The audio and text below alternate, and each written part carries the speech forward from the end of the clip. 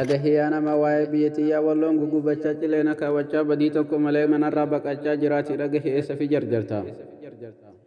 Makalakaayyaadhaa maqaan ashkarichaa kadhattuu fi yartuu hedduun shaqqaa'idhaa ularra ooliitii akkuma titiisa. Kaloluudhaaf dhufe silaa wayyaaneedhaa gadi galoon nama lolarraa baqataa nama wamaan biyyenna bilaashitti fixaa jennummaa himatti ilmaan Yahuudadha. Yaa ilmaan goototaa walloona dhagahii sharriin diinni yaadu hin tahu wallaahi nu haqaaf falmannaa duunus jannat feenaa biyya lameenittuu rabbuma abdanna. Gochi nurra gahe takkaa hin argamne talola darbeedhaa mormatti qalabne. Ta'amma kee jirru xayyaaraan tumamne badiin keenya maali maaluma yakkine.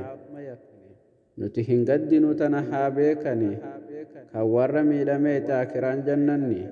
Warri nama miidhoo haara hin galfanne duniyaatti zulmiidha aakiraadha azaabni. Kan bitamee jedhu sireef hin jiraadha. Yoon dhugaa dubbadde damoosni ni citaa saba koo gurgureen jiru to'oo fadhaa isin callisaadha jecha kiyya fudhaa.